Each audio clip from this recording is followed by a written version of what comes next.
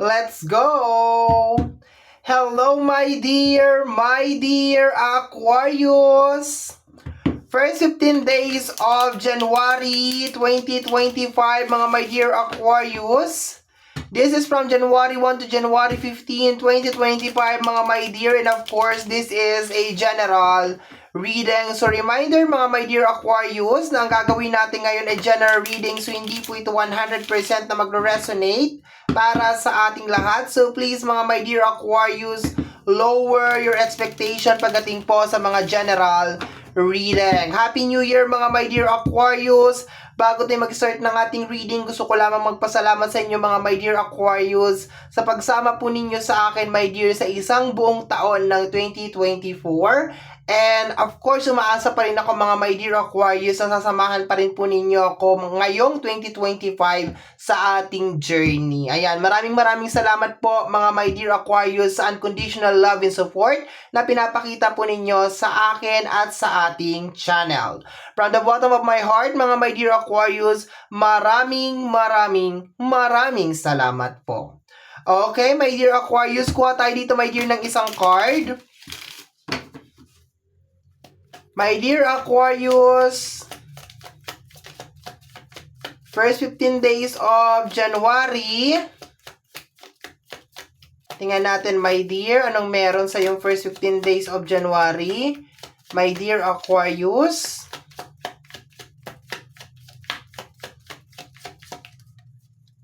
Medyo mahiyain ang iyong mga baraha, my dear. Okay, eto. I am becoming a better person. Okay? So, sa card na to, my dear, napakaganda ng energy na nakukuha ko kasi mas pinipili mo, my dear, na magpakabuti. Okay? Mas pinipili mo, my dear, na magpakabuti, gumawa ng tama, binabago mo, my dear, yung mga bagay na posible, my dear, na hindi naman nakakatulong or nakakabuti para sa iyo, my dear. Napakaganda, my dear, nitong card na to. I am becoming a better person. Kuha tayo, my dear, dito ng tatlong baraha. Additional message, additional cards. My dear Aquarius, napakaganda ng energy niya. Next, additional message. Energy of compromise, okay? Pakikipagkasundo, okay? So, nakukuha ko, my dear, kung meron ka mang mga kaaway or meron man mga tao, my dear, na meron kayong alitan o hindi pagkakaunawaan, my dear Aquarius, first 15 days of January 2025, mas pipiliin mo, my dear Aquarius, na makipag-ayos sa kanila. Okay? So, parang nakukuha ko dito, my dear, marami sa inyo, mga my dear Aquarius, ang magpapakumbaba. Okay? Sabi pa nga nila, my dear, ang takbo ng buhay natin, my dear, is naka-base or naka-base, my dear, kung paano natin ito inuumpisahan sa paggising natin sa umaga. Naniniwala ka ba dun, my dear Aquarius? Kasi ako naniniwala ako dun eh. And nakukuha ko dito, my dear, na ginagawa mo to, my dear, para maging smooth sailing yung iyong 2025. Gusto mo, my dear Aquarius, na makakalakad ka at makakakilos ka, my dear, nang wala kang kinakatakutan. No? So, dito, my dear, mas pipiliin mo na wag patulan ang mga tao, my dear, na posibleng i-trigger ka, my dear, sa first 15 days of January 2025. And if just in case, my dear, meron mga away, mga tensyon, mga hindi pagkakaunawaan, my dear, nakukuha ko dito, my dear, na you will be the bigger person. Ibig sabihin, my dear, ikaw yung unang magpapakumbaba or hindi naman magiging issue sa'yo, my dear, kung makikipag-ayos na yung kabilang side. Okay? So, napakaganda lang, my dear. Hindi naman ibig sabihin na parang nakalimutan mo na kung ano yung ginawa sa'yo ng tao na yon. Pero yung forgiveness, yung pagpapatawad, my dear, nararamdaman ko, my dear, dito sa dalawang cards sa ating table. We have here the energy of self-love, okay? So, baka my dear yung iba sa inyo, ipapamper ninyo yung sarili ninyo, baka pupunta kayo sa salon, magpapamasahe kayo, magpapaayos kayo ng buhok, di ba? Hindi kayo magpapamasahe my dear sa salon kasi wala namang massage sa salon. Magpapaayos kayo sa salon, magpapamassage kayo sa massage therapy. Lilinawin ko lang kasi sinunod ko pinagsunod ko my dear yung salon at saka yung massage. Mamaya isipin mo, wala namang massage sa salon, okay? So, this is more on self-love. It's really obvious my dear, mas mahal mo na my dear yung sarili mo this time, okay? Mas pinaglalaanan mo na rin ng pansin yung mga bagay-bagay sa sarili mo, sa katawan mo, sa health mo. So napakaganda my dear Aquarius ng iyong energy. Next, last card tayo sa ating additional cards is the energy of calm. Ayan, mas kalmado ka daw ngayon, my dear Aquarius. Ayan o, meditation, relaxation, posibleng prayer. Ang ganda, my dear. So my dear, sa pagpasok, my dear, ng 2025, first 15 days of January, inaayos mo yung sarili mo. Nakukuha ko dito, my dear, na inaayos mo, my dear, yung sarili mo, binubuo mo yung sarili mo, mas minamahal mo yung sarili mo, my dear, inaaral mo maging kalmado, or mas pinipili mo maging kalmado, ayaw mo ng kaaway as much as possible, okay? Kung meron ka mga ganun, my dear, na eksena, mga kaaway, nararamdaman ko, my dear, yung pagpapatawad sa kanila, okay? Yung pakikipagkasundo o yung agreement, my dear, nakukuha ko. So, napakaganda, my dear, ng iyong baraha, okay? So, kuha na tayo, my dear, ng 8 cards. Napakaganda nito, my dear, kasi unang pasok ng taon, ganito yung energy mo. So, posible, my dear, na maging maayos at maging maganda talaga, my dear, ang iyong 2025. 8 cards tayo, my dear. Additional 8 cards. My dear Aquarius, okay, we have here the energy of the star, okay? So, nakukuha ko rin dito, my dear, binabalance mo yung emotion mo. Ayan, oh. Okay, nakukuha ko din dito, my dear, na medyo maliwanag sa'yo, my dear, yung mga bagay-bagay. Alam mo, my dear, yung mga bagay na magsiserve sa'yo at saka yung mga bagay na hindi magsiserve sa'yo. And at the same time, itong energy, itong card na to, my dear, ay nagre-release din, my dear, ng energy na naka-point or naka-center, my dear, sa mga manifestation mo. So, napakalinaw, my dear, na kung ano tong ginagawa mo, my dear, sa first 15 days of January ay may kinalaman to, my dear, para 100% guaranteed, my dear Aquarius, na kung ano man yung mga goal mo, my dear, para sa taon na to, 2025, ay mangyayari at mangyayari talaga siya, my dear. Okay? Ang maganda dito, my dear Aquarius, kasi inuumpisahan mo sa sarili mo. Hindi mo sinasabi, my dear, na ay magbabago tong mga tao na to para sa akin. Hindi mo parang ini-implement, my dear Aquarius, na ikaw kailangan mo magbago kasi ayoko niyan, ayoko nun, ayoko. Yung sa'yo, my dear, is sa sarili mo, my dear, ini-implement. Diba, kunyari, hindi ko siya mababago eh. So, hindi ko siya pipilitin na magbago. Parang gano'n na nakukuha ko dito, my dear. Parang hindi mo pipilitin yung isang bagay na magbago para sa'yo. Ibig sabihin, kung nagbibigay ka ng payo o nagsasuggest ka o meron kang gustong mangyari, tapos hindi pinapakinggan ng tao yun, kung sino man yun, my dear, hindi mo na siya ipipilit. Yun na nakukuha ko, my dear. Bagkos ang babaguhin mo, my dear, is yung sarili mo. Kasi alam mo, my dear, na hindi mo mababago, my dear, yung outside na energy. Ang mababago mo, my dear, is yung inner energy, which is yung sarili mo. Nakukuha mo yung ibig kong sabihin, my dear? Okay.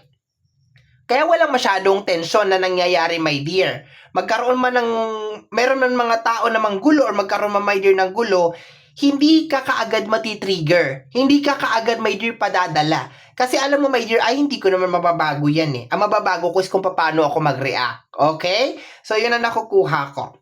Next, my dear Aquarius, is the energy of the Six of Wands, success. Okay?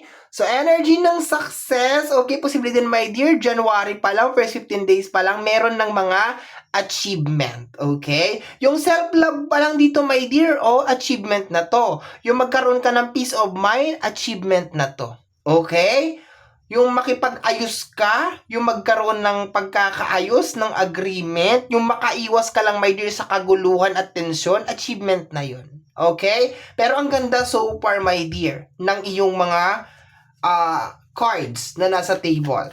Next na energy, my dear Aquarius, is the Seven of Cups, okay? May warning lang dito, my dear, sa Seven of Cups, okay? Be careful what you wish for, my dear. Yun lang, yun lang. I think, my dear, mag-iingat ako sa first 15 days of January sa mga bagay na gusto kong mangyari.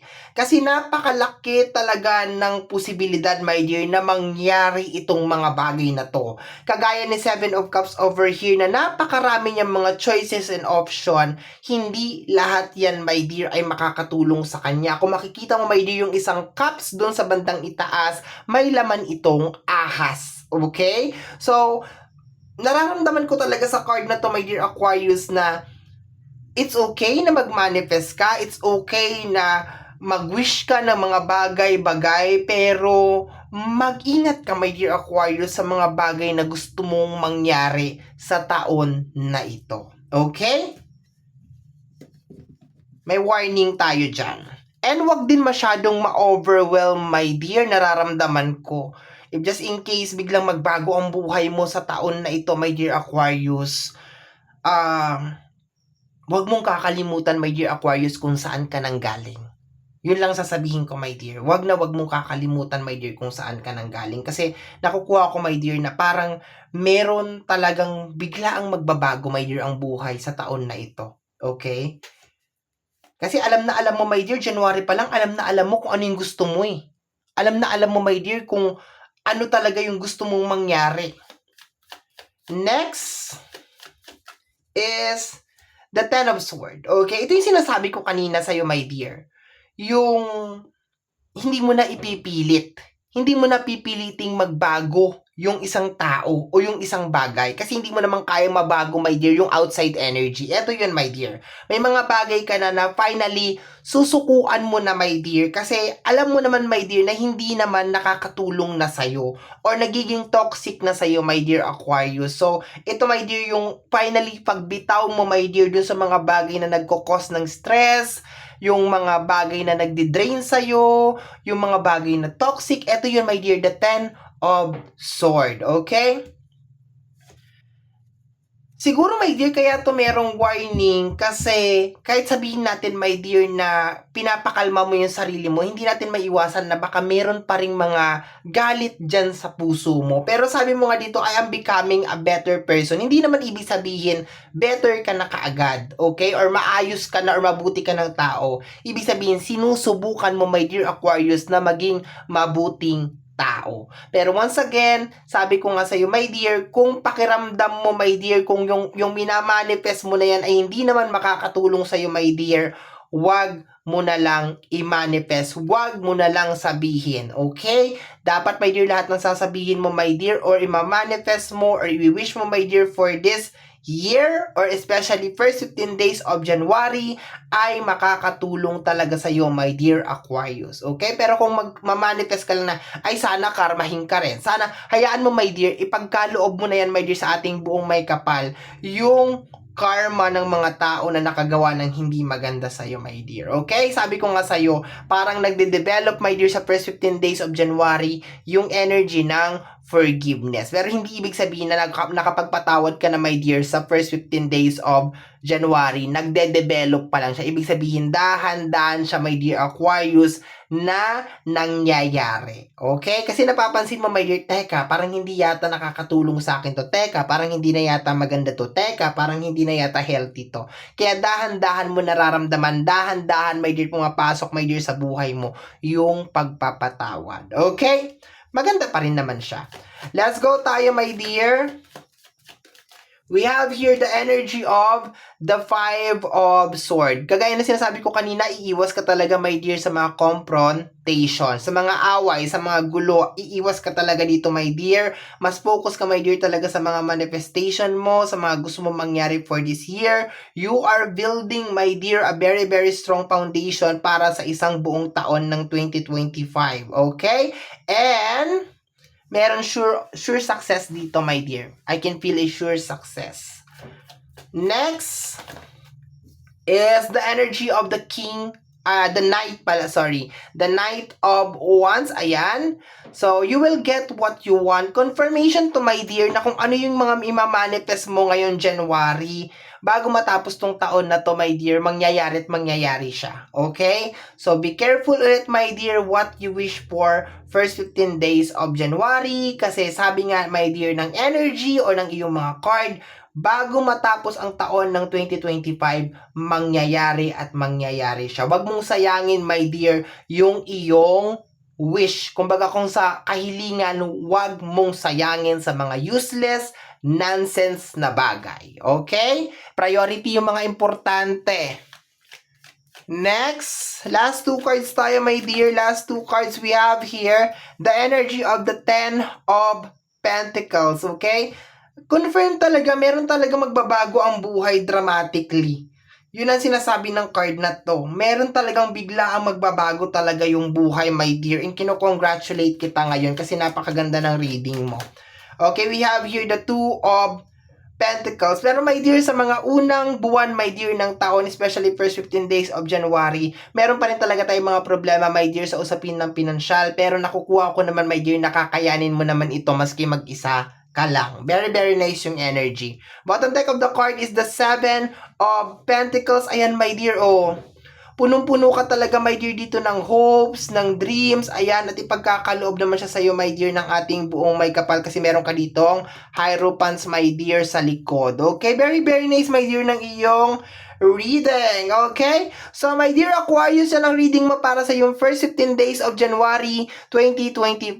Somehow, my dear, kung nagustuhan mo to, especially kung napadaan ka lang, don't forget to subscribe. Pag-click, my dear, ang notification bell para ma-update ka sa aking mga upload. Kung napapanood mo ito, my dear, sa ating YouTube channel. At kung napapanood mo naman to, my dear, sa ating Facebook channel. Sa Facebook channel natin, mga my dear, kasi nag-upload na ako doon. Don't forget to follow yung ating Facebook page. Of course, mga my dear, free to like, free to share, free to comment sa lahat ng ating mga videos. Once again, my name is RJ, also known as Apo J. Maraming salamat po and until next time, bye-bye! Thank you, my dear!